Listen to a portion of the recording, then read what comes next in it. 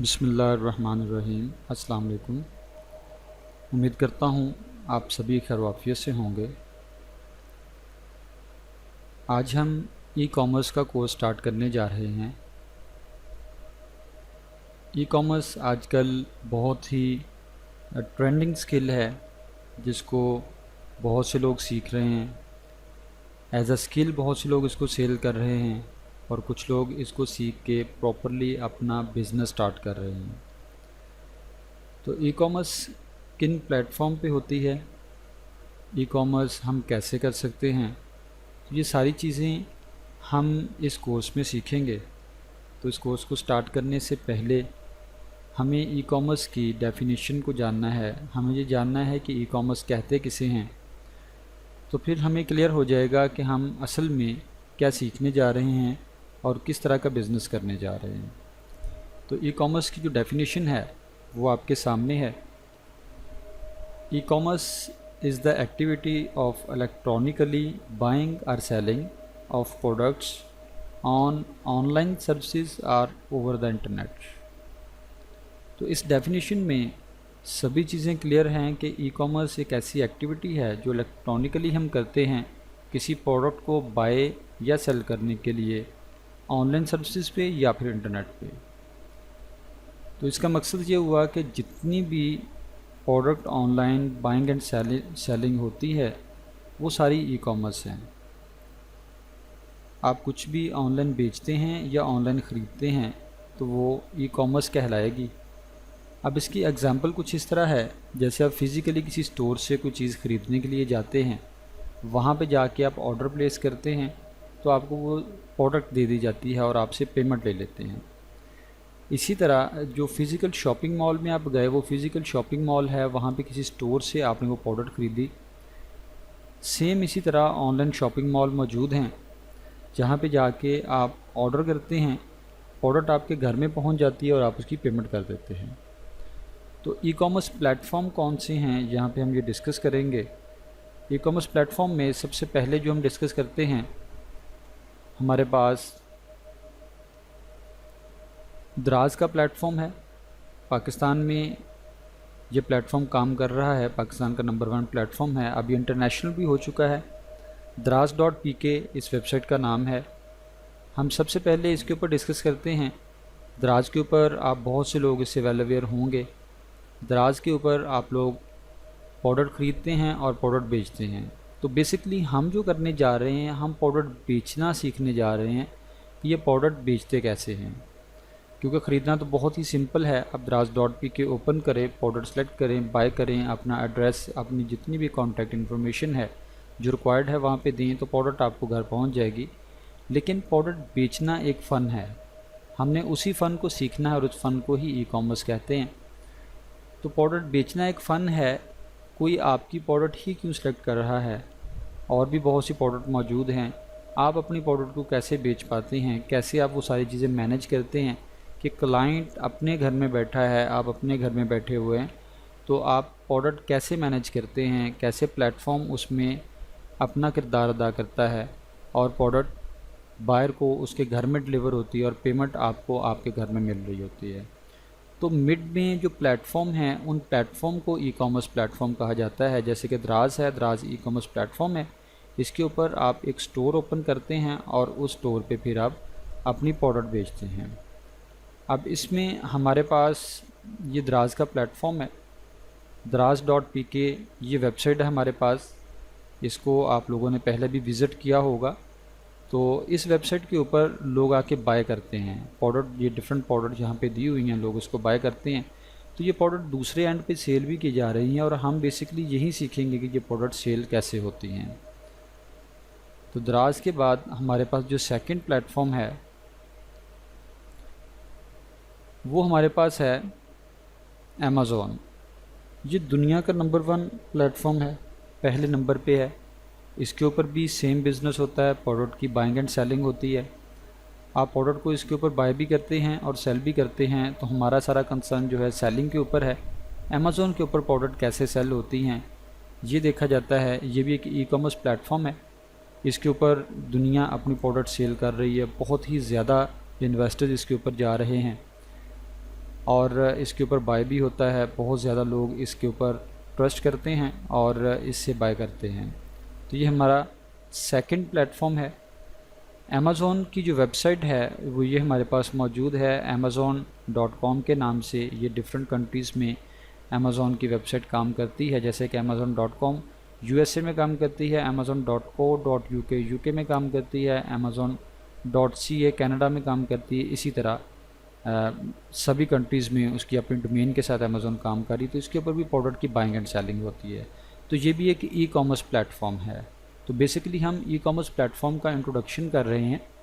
इसके बाद हमारे पास है दराज, हमने डिस्कस कर लिया। उसके बाद अमेज़ॉन डिस्कस कर लिया। उसके बाद हमारे पास है ईबे, ये भी एक ई कॉमर्स प्लेटफॉर्म है। इसके ऊपर भी स्टोर बना के आप अपनी प्रोडक्ट सेल कर सकते हैं। तो इसके ऊपर भी सीखा जा सकता है कि कैसे सेल करते हैं और कैसे हम बाय करते हैं। तो ईबे जो प्लेटफॉर्म है ये दुनिया में बहुत ज़्यादा यूज़ होने वाला प्लेटफॉर्म है। अमेज़ॉन के बाद इसका नंबर आता है। तो ईबे बहुत ही अच्छी वेबसाइट है। ये ebay.com के नाम से ये वेबसाइट है। इसके ऊपर भी प्रोडक्ट सेल होती हैं। तो प्रोडक्ट कैसे सेल होती हैं, बेसिकली हमारा क्वेश्चन ये है। हमने यही सीखना है ई कॉमर्स में कि ये जो ई कॉमर्स प्लेटफॉर्म अभी मैंने डिस्कस किए, same like physical shopping mall, जो भी शॉपिंग मॉल होते हैं फ़िज़िकली, उनमें भी आप स्टोर बना के वहाँ पे प्रोडक्ट सेल करते हैं और बाहर ख़रीदते हैं। इसी तरह ऑनलाइन भी हम इन शॉपिंग मॉल में ये दराज, अमेज़ॉन, ईबे, इनके ऊपर हम अपना स्टोर बनाते हैं और इसके ऊपर हम अपनी प्रोडक्ट सेल करते हैं। तो ये हमारे पास डिफरेंट ई कॉमर्स प्लेटफॉर्म हैं जिनके ऊपर हम काम करते हैं, अपनी प्रोडक्ट सेल करते हैं और as a e commerce expert हम इसकी सर्विसेज प्रोवाइड करते हैं। वर्चुअल असिस्टेंट की सर्विसेज हम प्रोवाइड करते हैं। बेसिकली ई कॉमर्स प्लेटफॉर्म को रन करने के लिए एक वर्चुअल असिस्टेंट की ज़रूरत पड़ती है। तो हम जो स्टार्ट करने जा रहे हैं वो दराज के ऊपर हम सीखेंगे कि हम दराज के ऊपर कैसे वर्चुअल असिस्टेंट बनते हैं। अब वर्चुअल असिस्टेंट क्या है, इसकी एग्जांपल एक फ़िज़िकल स्टोर से लेते हैं।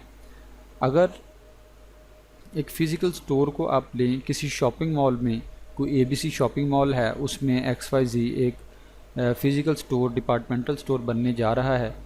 अगर उस इन्वेस्टर को ख़ुद उस स्टोर को बनाना नहीं आता, उसके पास पैसे हैं लेकिन वो ख़ुद स्टोर नहीं बना सकता, तो वो क्या करेगा, एक एक्सपर्ट को हायर करेगा जिसको वो स्टोर बनाना आता है। तो एक क्वेश्चन उसका होगा उस एक्सपर्ट के साथ कि मैंने यहाँ पे एक डिपार्टमेंटल स्टोर बनाना है इस शॉपिंग मॉल में, तो आप मुझे ये बताएं कि मुझे यहाँ पे कौन कौन सी प्रोडक्ट सेल करनी चाहिए। अब जो एक्सपर्ट बंदा है वो अपनी स्किल की बेस के ऊपर कम्युनिटी चेक करेगा कि यहाँ पे कम्युनिटी इर्द गिर्द किस तरह की रहती है, लोगों की ज़रूरियात क्या हैं और स्टोर कौन से बने हुए हैं, वहाँ पे कौन कौन सी प्रोडक्ट सेल हो रही हैं। तो वो मार्केट को मुकम्मल विज़िट करने के बाद अपने सेलर को, अपने इन्वेस्टर को बता देगा कि आप ये वाली प्रोडक्ट यहाँ पे सेल कर सकते हैं। तो एक लिस्ट उसको देगा। अब क्लाइंट जो आपका सेलर है वो एग्री कर जाता है कि ठीक है जी, आपका लॉजिक भी ठीक है, जो चीज़ें आपने बताई हैं वो ठीक है, तो आप मुझे ये बताएं कि ये प्रोडक्ट मिलेंगी कहाँ से। तो उस एक्सपर्ट के पास उसकी एक सेकंड स्किल होगी जिसमें उसके पास डिफरेंट मैन्युफैक्चरर होंगे, होल सेलर्स होंगे, जिनसे वो अच्छी क्वालिटी की प्रोडक्ट लो प्राइस में ला सकता है। वो कहेगा जी मैं आपको ये प्रोडक्ट ख़रीद के देता हूँ, तो सेलर उसे कहेगा आप ये प्रोडक्ट ख़रीद लें, जो भी क्वांटिटी उनकी तय होती है। वो अपनी एक्सपर्टीज़ की बेस के ऊपर वो प्रोडक्ट ख़रीद के ले आता है। स्टोर रेडी हो रहा है, रैक्स बन रहे हैं, फ़िज़िकल डिपार्टमेंटल स्टोर की बात हो रही है, तो उसे कहा जाता है कि आप अब इन प्रोडक्ट को डिस्प्ले करें, वहाँ पे लगा दें। अब प्रोडक्ट लगाना जो है उस एक्सपर्ट बंदे का एक फ़न है। अब डिपार्टमेंटल स्टोर आप लोगों ने विज़िट किए हैं, वहाँ पे आप देखें कि जो ग्रॉसरी की आइटम हैं, जो घर की किचन में यूज़ होने वाली आइटम हैं, घी, चीनी, दालें, इस तरह की चीज़ें, ये स्टोर में इंटर होने के बाद एंड पे चले जाएं, वहाँ पे लगी होती हैं। कभी भी आपको ये स्टोर के स्टार्ट में नहीं मिलेंगी। अब ये वहाँ पे प्रोडक्ट एंड पे लगाने का मकसद हरगिज़ ये नहीं होता कि ये बड़ी बड़ी प्रोडक्ट हैं ये एक साइड पे पड़ी रहें। असल में उस एक्सपर्ट बंदे का एक फ़न है, उसने एंड पे ये प्रोडक्ट इसलिए लगाई हैं कि स्टोर के अंदर जो कोई भी आ रहा है उसकी बेसिक ज़रूरत किचन की आइटम है। अब किचन की आइटम लेने के लिए कोई भी जो विज़िटर वहाँ पे आएगा, जो बाहर आएगा, वो सारा स्टोर गुज़र के एंड पे जाएगा। अब जो सारा स्टोर गुज़र के जा रहा है एक बंदा एंड पे अपनी वो ग्रॉसरी की प्रोडक्ट लेने के लिए, वो रास्ते में ऐसी लगी हुई प्रोडक्ट देखेगा जो वर्चुअल असिस्टेंट ने वहाँ पे लगाई होंगी, जो उस स्टोर का एक्सपर्ट है जिसने वहाँ पे लगाई हुई हैं। तो अगर उसका बजट शॉर्ट नहीं है तो उसको रास्ते में ऐसी प्रोडक्ट नज़र आएंगी कि ये भी मेरी ज़रूरत है, इसको भी लेना है, ये भी मेरी ज़रूरत है, तो इस फ़ंड से ग्रॉसरी की आइटम एंड पे रख के उसकी प्रोडक्ट सेल हो रही होती हैं। अब सेकेंडली वो क्या करता है कि प्रोडक्ट जो रखता है वो लिंक करके रखता है। जैसे कि आप टूथब्रश को पकड़ें तो आपको साथ ही रैक में टूथपेस्ट नज़र आएगा, टूथपेस्ट की तरफ जाएँ तो साथ वाले रैक में आपको माउथ वॉश नज़र आ रहा होगा। तो ये प्रोडक्ट कुछ इस तरह लिंक की होती हैं कि एक के बाद दूसरी प्रोडक्ट उससे लिंक की पड़ी होती है कि आसानी से आप वो प्रोडक्ट ख़रीद सकते हैं और आपको उन प्रोडक्ट को देख के याद आ जाता है कि ये प्रोडक्ट भी लेनी है, इसकी भी ज़रूरत है, इसकी भी ज़रूरत है, ये उसका फ़न है। अब तीसरे नंबर पे जो मैं फ़न बयान करता हूँ वो ये है कि थर्ड नंबर पे सारा स्टोर विज़िट कर लिया, वालिदैन के साथ बच्चे जाते हैं, बच्चों की प्रोडक्ट कहीं नहीं मिलेंगी, बच्चे ज़िद कर रहे हैं कि हमने प्रोडक्ट ख़रीदनी है तो उनको कुछ नहीं मिल रहा। वालिदैन को अपनी जल्दी होती है कि वो सारी प्रोडक्ट ख़रीद लें। तो जब वो ट्रॉली लेके बिल करवाने के लिए काउंटर पे लेके आएंगे अपनी प्रोडक्ट्स को, तो वहाँ पे हर एक को 5-10 मिनट रुकना पड़ता है अपनी प्रोडक्ट के हिसाब से जितना उसका बिल बनना है। तो काउंटर के इर्द गिर्द उस एक्सपर्ट बंदे ने सभी बच्चों की चीज़ें लगाई होती हैं खाने वाली, तो वहाँ पे आके थोड़ी देर रुकना होता है। तो बच्चे वहाँ पे प्रोडक्ट को देख के कहते हैं कि हमें ये प्रोडक्ट लेनी है, तो उस एक्सपर्ट की इस एक्सपर्टी की वजह से उसकी प्रोडक्ट बिक रही होती है और वहाँ पे वालिदैन उनको प्रोडक्ट ले के दे रहे होते हैं। तो बेसिकली जितनी भी वहाँ पे आपको ऐसी गैर मामूली चीज़ें नज़र आती हैं, अगर आपने पहले गौर नहीं किया तो भी कीजिएगा कि कौन सा रैक इंटर होते ही उसका मुंह आपकी तरफ है, किस रैक को उन्होंने दूसरी तरफ लगाया हुआ है कि बैड इंप्रेशन ना हो। जैसे कि जितने भी ये सर्फ साबुन वगैरह वगैरह होते हैं, जो कभी भी इंटर हों तो आपको फ्रंट में नज़र नहीं आएंगे, ये किसी भी काउंटर के दूसरे एंड पे लगे होते हैं। तो इस तरह आप इन चीज़ों को गौर करें तो आपको समझ आएगा कि ये प्रोडक्ट लगाना उस एक्सपर्ट बंदे का फ़न है जिसने फ़न से प्रोडक्ट लगाई हुई हैं। अब उसने वो प्रोडक्ट लगा दी तो उसके बाद क्या होगा, सेलर उससे ये कहेगा प्रोडक्ट लग चुकी हैं, अब ऑर्डर्स आने चाहिए। तो ऑर्डर्स आने के लिए वो प्रमोशंस करता है, वो बैनर्स बनाता है, वो फ्लेक्स लगाता है जगह जगह पे, वो ऐड देता है, वो टीवी में ऐड देता है, न्यूज़पेपर में ऐड देता है, घरों में पम्फलेट बांटता है, वो डिफरेंट डिस्काउंट्स ऑफ़र करता है, ओपनिंग पे डिस्काउंट्स ऑफ़र करता है। वो सभी वो टूल्स यूज़ करता है जो उसकी एक्सपर्टीज़ हैं उसके पास मौजूद हैं और फिज़िकली यूज़ की जा सकती हैं। तो वो अट्रैक्ट करके क्लाइंट्स को उस स्टोर तक ले आता है। अब ये उसके पास एक फ़न है प्रमोट करने का, उसने अपने बिज़नेस को प्रमोट कर दिया। बिज़नेस को प्रमोट करने के बाद क्लाइंट्स वहाँ पे आ जाते हैं, तो अब ऑर्डर्स आएंगे, वहाँ पे लोग आके चीज़ें लेंगे। तो उसने अपने फ़न की बेस पे वहाँ पे सेल्समैन खड़े हुए हैं जो लोगों को गाइड कर रहे हैं, और वहाँ पे काउंटर पे अकाउंटेंट खड़े किए हुए हैं जो बिल बना रहे हैं और पैसे रिसीव कर रहे हैं। तो वहाँ पे वो दो चीज़ें कर रहा है, ऑर्डर मैनेजमेंट भी किया जा रहा है और साथ में रिकॉर्ड कीपिंग भी कर रहा है। अब लोग प्रोडक्ट लेके चले जाते हैं, कोई बंदा प्रोडक्ट वापस लेके आता है, रिटर्न लेके आता है, प्रोडक्ट की क्वालिटी लो है, ठीक नहीं मिली उसे, कुछ भी ऐसा इशू है, तो वो एक क्लेम आ गया उसके पास। अब उसके पास फ़न है क्लेम को मैनेज करने का, वो क्लेम को मैनेज करता है और क्लाइंट को सेटिस्फाई करके भेजता है। उसकी प्रोडक्ट वापस करेगा, उसको प्रोडक्ट चेंज करके देगा, उसके पैसे वापस करेगा, जैसे भी वो उसको क्लेम को मैनेज करता है और क्लाइंट को सेटिस्फाई करके भेजता है। तो ये एक्सपर्ट बंदा जो है ये A to Z स्टोर को मैनेज करता है, कौन सी प्रोडक्ट बेचने से लेके क्लाइंट को सेटिस्फाई करके घर भेजने तक। तो इस एक्सपर्ट बंदे को फ़िज़िकल स्टोर में स्टोर मैनेजर कहते हैं। अब इसी फ़िज़िकल स्टोर को हम ऑनलाइन लेके आते हैं, तो इसी तरह का एक शॉपिंग मॉल जैसे कि दराज हमारे पास मौजूद है, दराज के ऊपर भी स्टोर बनते हैं। अब एक बंदा, एक इन्वेस्टर है, वो स्टोर बनाना चाह रहा है, तो उसको भी एक इसी तरह के एक्सपर्ट की ज़रूरत है जो उसका वो ऑनलाइन स्टोर हैंडल कर सके। दराज शॉपिंग मॉल के ऊपर उसका एक ऑनलाइन स्टोर हैंडल कर सके, तो उस एक्सपर्ट बंदे को वर्चुअल असिस्टेंट कहते हैं। तो ये सामने जो लिखा हुआ वर्चुअल असिस्टेंट, ये इसको मैंने ब्रीफली एक्सप्लेन करने की कोशिश की कि आप लोगों को समझ आ जाए। जो फ़िज़िकल स्टोर को मैनेज करता है स्टोर मैनेजर कहलाता है, और जो ऑनलाइन स्टोर को मैनेज करता है उसको वर्चुअल असिस्टेंट कहते हैं। और हमारा टॉपिक जो है वर्चुअल असिस्टेंट दराज है। हम दराज के प्लेटफॉर्म पे देखेंगे कि हम वर्चुअल असिस्टेंट कैसे बनते हैं। अब दराज के प्लेटफॉर्म के ऊपर वर्चुअल असिस्टेंट जब किसी को हायर किया जाएगा, इन्वेस्टर है वो कहता है कि मैंने डिसाइड कर लिया कि मैंने दराज के ऊपर अपना शॉपिंग मॉल बनाना है, अपना एक स्टोर बनाना है, और इसमें अब प्रोडक्ट मैंने कुछ सेल करनी है तो मुझे चाहिए एक वर्चुअल असिस्टेंट। तो वर्चुअल असिस्टेंट कौन होगा, किसको वो हायर करेगा? ऐसा बंदा जिसके पास स्किल्स होंगी। कौन कौन सी स्किल्स होंगी, यहाँ पे मैंने कोर्स कंटेंट में लिखा हुआ है। सबसे पहले उस बंदे को प्रोडक्ट हंट करना आती होगी, क्योंकि सेलर उस वर्चुअल असिस्टेंट से ये कहेगा कि मेरे पास इन्वेस्टमेंट मौजूद है, मेरे पास प्लेटफॉर्म मैंने डिसाइड कर लिया कि दराज के ऊपर काम करना है, आप मुझे बताएं कि मैं कौन सी प्रोडक्ट बेचूं। अब ये कौन सी प्रोडक्ट बेचूं ये बताने के लिए वर्चुअल असिस्टेंट के पास जो पहली स्किल होगी वो प्रोडक्ट हंटिंग होगी। वो प्रोडक्ट हंटिंग से बताएगा कि आपको कौन सी प्रोडक्ट बेचनी चाहिए जो आपको प्रॉफिट देगी, जो हर एक की ज़रूरत है, जो रीयूज़ होगी, रीसेल होगी, बार बार प्रोडक्ट बिकेगी, जो सीज़नल नहीं है, जो टूटने वाली नहीं है, जो महंगी नहीं है, जो आराम से बल्क क्वांटिटी में मिल जाती है या मैन्युफैक्चर की जा सकती है। तो ऐसी प्रोडक्ट वो निकाल के लाएगा जो कि आपको प्रॉफिट दे, प्रॉफिट मार्जिन अच्छा हो। तो जिस स्किल की बेस के ऊपर वो लेके आएगा उसको प्रोडक्ट हंटिंग कहते हैं। अब प्रोडक्ट हंटिंग हो गई, लेट्स सपोज वर्चुअल असिस्टेंट ने सेलर को ये बता दिया कि ये मेरे सामने माउस पड़ा हुआ है। इसी की एग्जांपल लेते हैं कि ये माउस बहुत ही अच्छी प्रोडक्ट है, हर एक की ज़रूरत है, यूज़ करने के बाद ये आहिस्ता आहिस्ता ख़राब हो जाता है, पुराना हो जाता है, दोबारा से ये ख़रीदना पड़ता है। सपोज़ कर रहे हैं हम इस चीज़ को तो हम रिजेक्ट भी कर रहे होंगे आगे जाके इस प्रोडक्ट में काम नहीं करना। तो सपोज़ कर रहे हैं कि वो सेटिस्फाई करता है, उसको सभी स्टैटिस्टिकल डाटा होगा प्रोडक्ट हंटर के पास, वर्चुअल असिस्टेंट के पास, तो वो डाटा दिखा के उसको लॉजिकली समझाता है कि ये वाली प्रोडक्ट बेहतरीन है।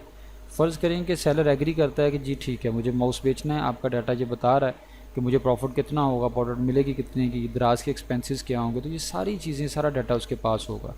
तो वो एग्री कर जाता है, तो वो कहेगा कि ये प्रोडक्ट मिलेगी कहाँ से, उसका सेकंड क्वेश्चन होगा।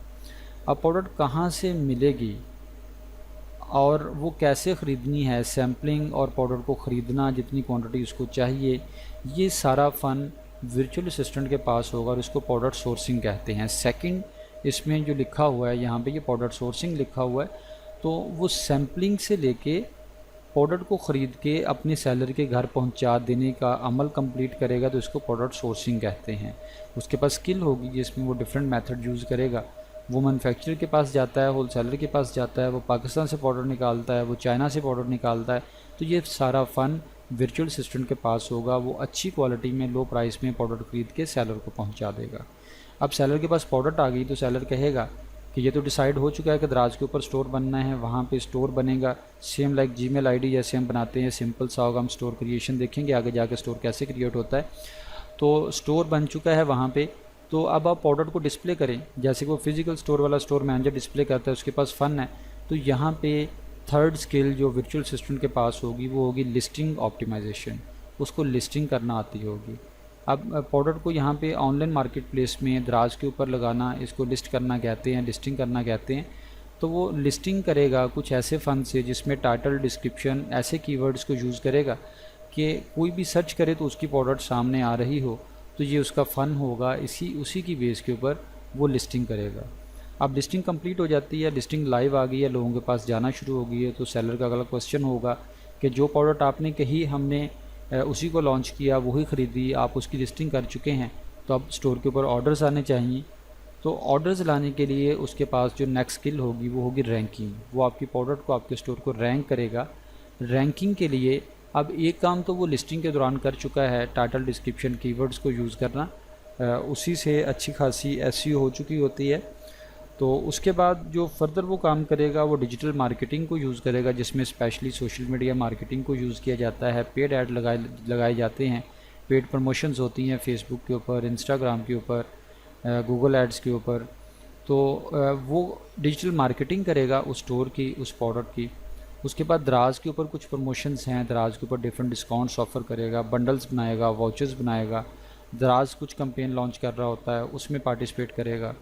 इसके अलावा एक फ्री गिववे की भी स्किल मौजूद है, जिसमें फ्री गिववे दिए जाते हैं।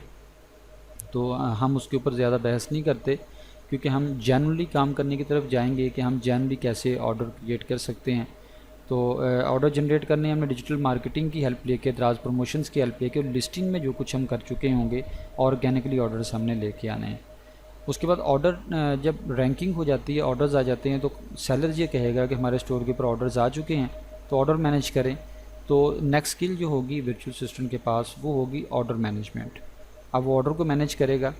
अब फिज़िकल स्टोर में स्टोर मैनेजर ने क्या किया, वहीं पे लोग मौजूद थे जिन्होंने प्रोडक्ट खरीदी, वहीं पे लोग मौजूद थे जिन्होंने उस ऑर्डर को मैनेज करवाया, जिन्होंने बिल वगैरह बनाया, वहीं पे प्रोडक्ट पैक करके क्लाइंट के हैंड ओवर कर दिए और पैसे ले लिए। लेकिन ऑनलाइन मार्केट प्लेस में अब आपका जो सेलर है जिसके लिए आप एज अ वर्चुअल असिस्टेंट काम कर रहे हैं वो लाहौर में बैठा है, आप as a virtual assistant Islamabad में बैठे हैं और आपका क्लाइंट जो बाय कर रहा है प्रोडक्ट को वो कराची में बैठा है।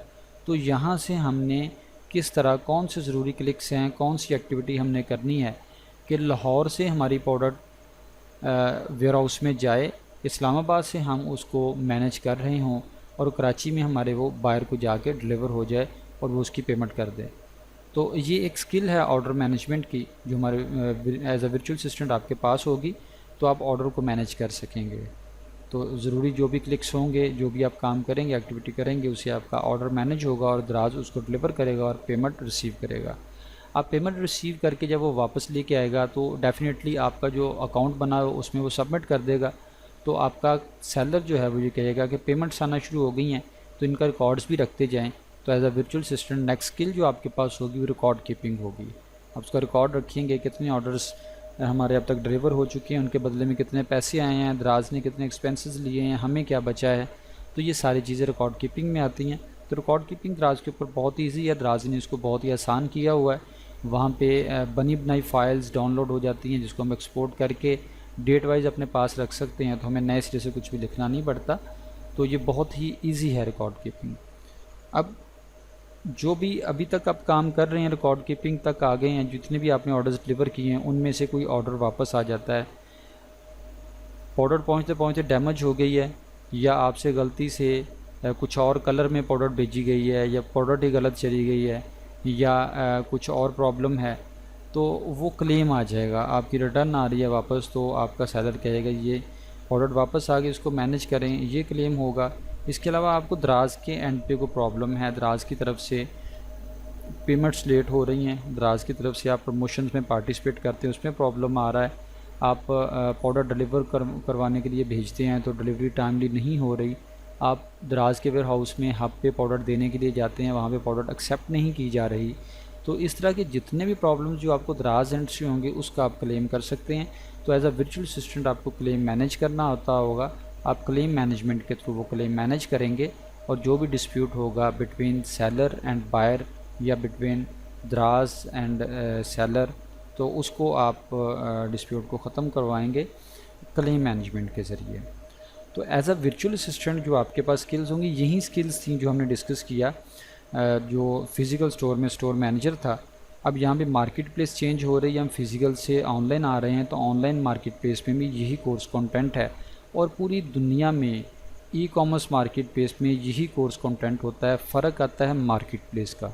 अगर दराज के ऊपर हम काम कर रहे हैं तो दराज के ऊपर हंटिंग कुछ और तरह से हो रही है, लेकिन वो हंटिंग ही रही है, प्रोडक्ट ही सर्च कर रहे हैं, अच्छी सेल होने वाली प्रोडक्ट ही निकालेंगे, सीजनल प्रोडक्ट नहीं लेंगे, टूटने वाली प्रोडक्ट नहीं लेंगे, एक्सपेंसिव प्रोडक्ट नहीं लेंगे।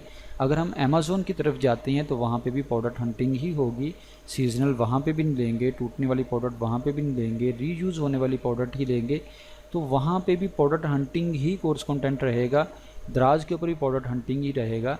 सिर्फ मार्केट प्लेस चेंज होने की वजह से कुछ तरीक़ाकार, कुछ सेटिंग्स जो हैं वो चेंज होंगी, बाकी ये सेम रहेगा। प्रोडक्ट सोर्सिंग है तो अमेज़ोन के ऊपर काम करने के लिए प्रोडक्ट सोर्स करना पड़ेगी। लिस्टिंग ऑप्टिमाइजेशन है तो ईबे, अमेज़ोन, अली एक्सप्रेस जो भी वेबसाइट होगी लिस्टिंग ऑप्टिमाइजेशन करनी पड़ेगी। मार्केट प्लेस के हिसाब से कुछ चेंज आ सकता है जो हम मार्केट टू मार्केट उसको सीख लेते हैं और देखते हैं कैसे लिस्टिंग हो सकती है।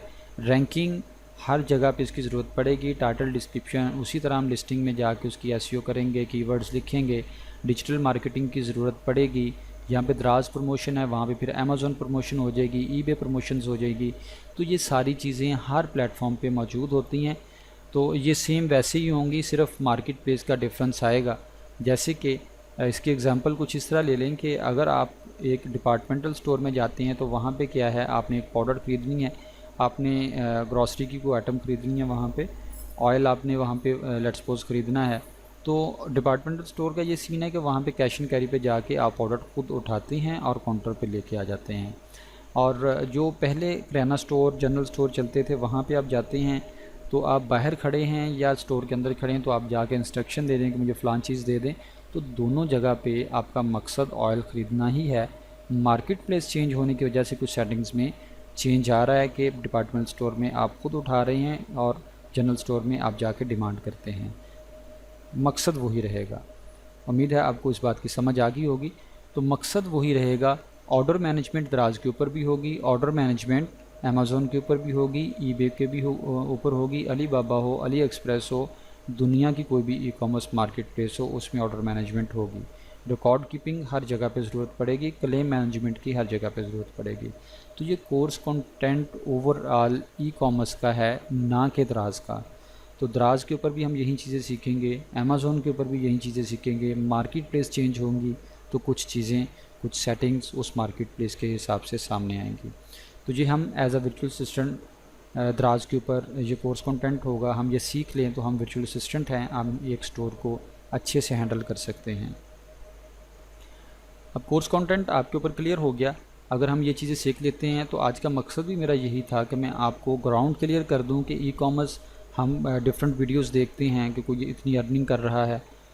स्कोप भी इंशाल्लाह हम आगे जाके डिस्कस करेंगे कि आप कितने पैसे इसमें कमा सकते हैं, आपका स्कोप क्या है।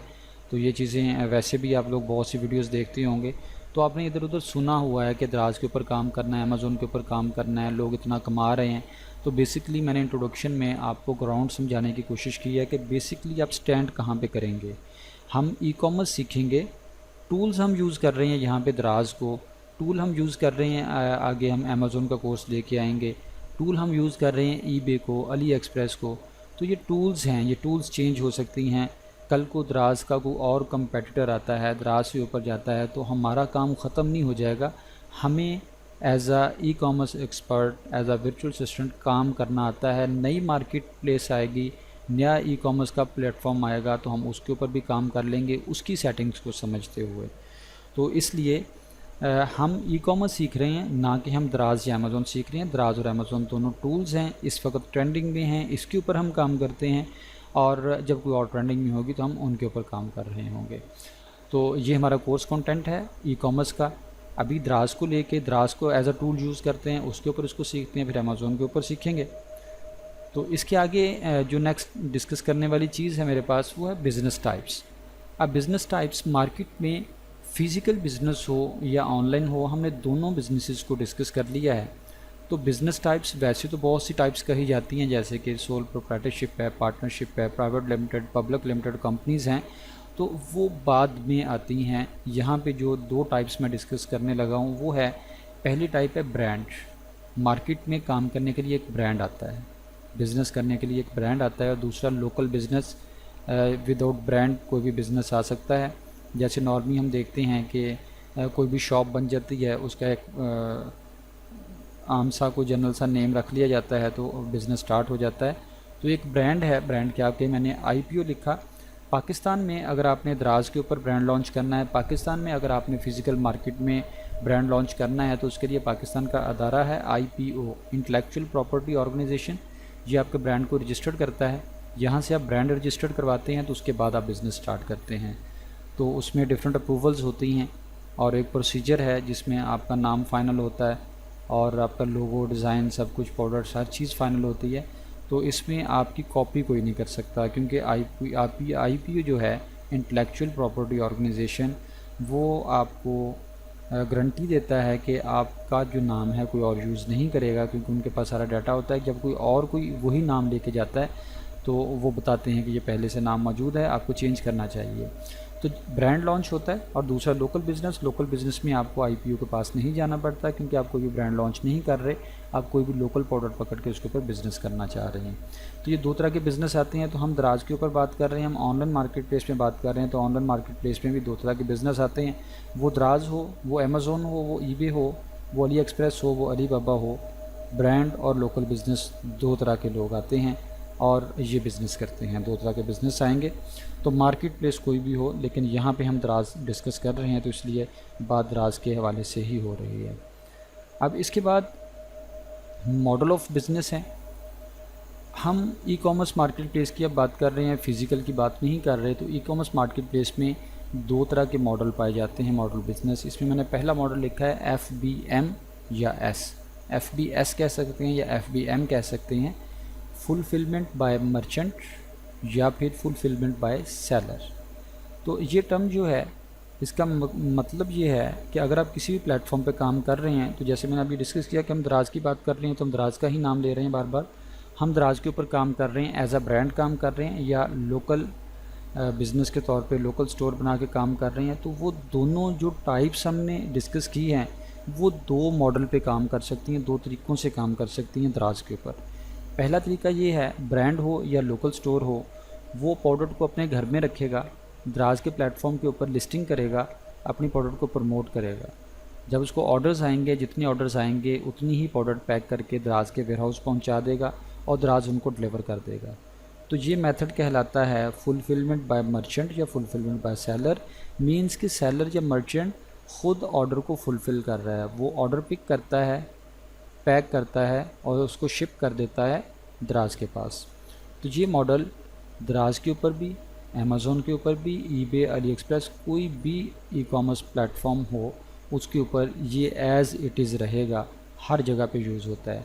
तो यहाँ पे आपको सिमिलर चीज़ें समझ में आ रही होंगी कि मार्केट प्लेस चेंज होने की वजह से कुछ सेटिंग्स तो चेंज हो सकती हैं, कॉन्सेप्ट्स चेंज नहीं होंगे। FBM या FBS दराज के ऊपर भी मौजूद है, FBM या FBS अमेज़ॉन के ऊपर भी मौजूद है। तो फुलफिलमेंट बाय मर्चेंट में मैंने आपको बताया कि प्रोडक्ट घर में पड़ी होंगी, आपने डिस्प्ले उसको किया होगा मुतलका प्लेटफॉर्म पे जिसके ऊपर आप काम कर रहे हैं, जैसे कि दराज।